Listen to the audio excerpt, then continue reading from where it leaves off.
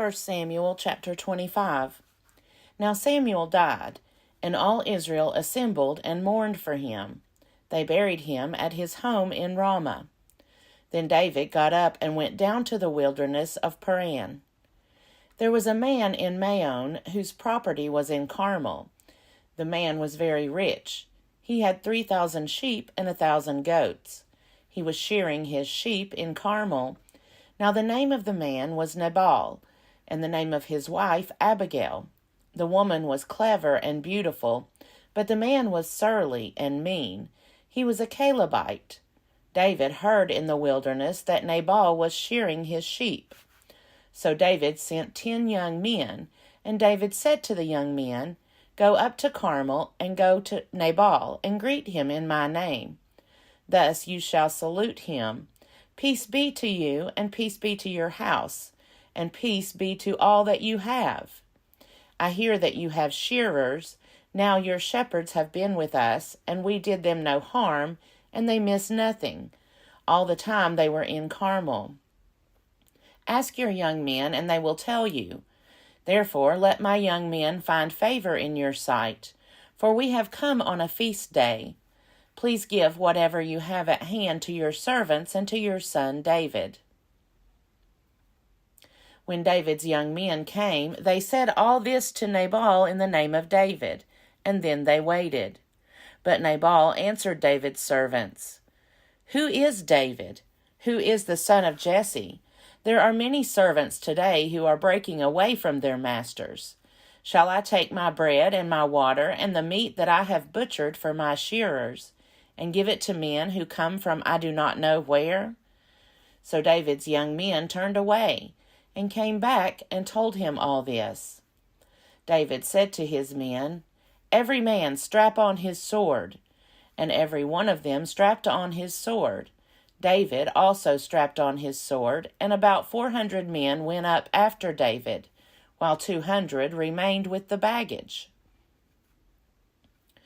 But one of the young men told Abigail, Nabal's wife, "David sent messengers out of the wilderness to salute our master, and he shouted insults at them. Yet the men were very good to us, and we suffered no harm, and we never missed anything when we were in the fields. As long as we were with them, they were a wall to us both by night and by day, all the while we were with them keeping the sheep. Now therefore know this, and consider what you should do, for evil has been decided against our master and against all his house. He is so ill-natured that no one can speak to him." Then Abigail hurried and took 200 loaves, 2 skins of wine, 5 sheep ready dressed, 5 measures of parched grain, 100 clusters of raisins, and 200 cakes of figs. She loaded them on donkeys and said to her young men, "Go on ahead of me, I am coming after you." But she did not tell her husband Nabal. As she rode on the donkey and came down under cover of the mountain, David and his men came down toward her, and she met them. Now David had said, "Surely it was in vain that I protected all that this fellow has in the wilderness, so that nothing was missed of all that belonged to him. But he has returned me evil for good. God do so to David, and more also, if by morning I leave so much as one male of all who belong to him." When Abigail saw David, she hurried and alighted from the donkey, and fell before David on her face, bowing to the ground. She fell at his feet and said, "Upon me alone, my lord, be the guilt. Please let your servant speak in your ears, and hear the words of your servant. My lord, do not take seriously this ill-natured fellow Nabal, for as his name is, so is he. Nabal is his name, and folly is with him. But I, your servant, did not see the young men of my lord, whom you sent. Now then, my lord, as the Lord lives, and as you yourself live, since the Lord has restrained you from blood guilt and from taking vengeance with your own hand, now let your enemies and those who seek to do evil to my lord be like Nabal. And now let this present that your servant has brought to my lord be given to the young men who follow my lord. Please forgive the trespass of your servant, for the Lord will certainly make my lord a sure house, because my lord is fighting the battles of the Lord. And evil shall not be found in you so long as you live. If anyone should rise up to pursue you and to seek your life, the life of my lord shall be bound in the bundle of the living under the care of the Lord your God. But the lives of your enemies he shall sling out as from the hollow of a sling. When the Lord has done to my lord according to all the good that he has spoken concerning you, and has appointed you prince over Israel, my lord shall have no cause of grief or pangs of conscience, for having shed blood without cause or for having saved himself. And when the Lord has dealt well with my lord, then remember your servant. David said to Abigail, Blessed be the Lord, the God of Israel, who sent you to meet me today. Blessed be your good sense, and blessed be you, who have kept me today from blood guilt and from avenging myself by my own hand. For as surely as the Lord, the God of Israel, lives, who has restrained me from hurting you, unless you had hurried and come to meet me, truly by morning there would not have been left to Nabal so much as one male. Then David received from her hand what she had brought him. He said to her, Go up to your house in peace. See, I have heeded your voice, and I have granted your petition.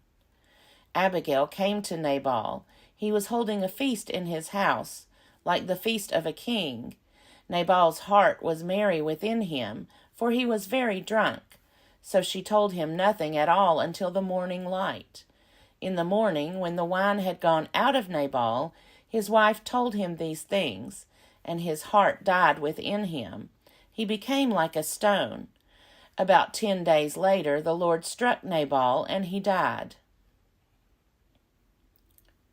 When David heard that Nabal was dead, he said, Blessed be the Lord who has judged the case of Nabal's insult to me, and has kept back his servant from evil. The Lord has returned the evil doing of Nabal upon his own head. Then David sent and wooed Abigail to make her his wife. When David's servants came to Abigail at Carmel, they said to her, David has sent us to you to take you to him as his wife. She rose and bowed down, with her face to the ground, and said, Your servant is a slave to wash the feet of the servants of my lord. Abigail got up hurriedly and rode away on a donkey. Her 5 maids attended her. She went after the messengers of David and became his wife. David also married Ahinoam of Jezreel. Both of them became his wives. Saul had given his daughter Michal, David's wife, to Palti, son of Laish, who was from Galim. 1 Samuel chapter 26. Then the Ziphites came to Saul at Gibeah, saying, David is in hiding on the hill of Hachilah, which is opposite Jeshimon. So Saul rose and went down to the wilderness of Ziph, with 3,000 chosen men of Israel, to seek David in the wilderness of Ziph. Saul encamped on the hill of Hachilah, which is opposite Jeshimon, beside the road, but David remained in the wilderness. When he learned that Saul had come after him into the wilderness, David sent out spies, and learned that Saul had indeed arrived. Then David set out and came to the place where Saul had encamped. And David saw the place where Saul lay, with Abner son of Ner, the commander of his army. Saul was lying within the encampment, while the army was encamped around him. Then David said to Ahimelech the Hittite, and to Joab's brother Abishai, son of Zeruiah, Who will go down with me into the camp to Saul? Abishai said, I will go down with you. So David and Abishai went to the army by night. There Saul lay sleeping within the encampment, with his spear stuck in the ground at his head. And Abner and the army lay around him. Abishai said to David, God has given your enemy into your hand today. Now therefore let me pin him to the ground with one stroke of the spear. I will not strike him twice. But David said to Abishai, Do not destroy him, for who can raise his hand against the Lord's anointed, and be guiltless? David said, As the Lord lives, the Lord will strike him down, or his day will come to die, or he will go down into battle and perish. The Lord forbid that I should raise my hand against the Lord's anointed. But now take the spear that is at his head, and the water jar, and let us go. So David took the spear that was at Saul's head and the water jar, and they went away. No one saw it or knew it, nor did anyone awake, for they were all asleep, because a deep sleep from the Lord had fallen upon them. Then David went over to the other side and stood on top of a hill far away, with a great distance between them. David called to the army and to Abner son of Ner, saying, Abner, will you not answer? Then Abner replied, Who are you that calls to the king? David said to Abner, Are you not a man? Who is like you in Israel? Why then have you not kept watch over your lord the king? For one of the people came in to destroy your lord the king. This thing that you have done is not good. As the Lord lives, you deserve to die, because you have not kept watch over your Lord, the Lord's anointed. See now, where is the king's spear, or the water jar that was at his head? Saul recognized David's voice and said, Is this your voice, my son David? David said, It is my voice, my lord, O king. And he added, Why does my lord pursue his servant? For what have I done? What guilt is on my hands? Now therefore let my lord the king hear the words of his servant. If it is the Lord who has stirred you up against me, may he accept an offering. But if it is mortals, may they be cursed before the Lord. For they have driven me out today from my share in the heritage of the Lord, saying, Go, serve other gods. Now therefore do not let my blood fall to the ground, away from the presence of the Lord. For the king of Israel has come out to seek a single flea, like one who hunts a partridge in the mountains. Then Saul said, I have done wrong. Come back, my son David, for I will never harm you again, because my life was precious in your sight today. I have been a fool, and have made a great mistake. David replied, Here is the spear, O king. Let one of the young men come over and get it. The Lord rewards everyone for his righteousness and his faithfulness. For the Lord gave you into my hand today, but I would not raise my hand against the Lord's anointed. As your life was precious today in my sight, so may my life be precious in the sight of the Lord, and may he rescue me from all tribulation. Then Saul said to David, Blessed be you, my son David. You will do many things and will succeed in them. So David went his way, and Saul returned to his place. 1 Samuel chapter 27. David said in his heart, I shall now perish one day by the hand of Saul. There is nothing better for me than to escape to the land of the Philistines. Then Saul will despair of seeking me any longer within the borders of Israel, and I shall escape out of his hand. So David set out and went over, he and the 600 men who were with him, to King Achish, son of Maoch of Gath. David stayed with Achish at Gath, he and his troops, every man with his household, and David with his 2 wives, Ahinoam of Jezreel, and Abigail of Carmel, Nabal's widow. When Saul was told that David had fled to Gath, he no longer sought for him.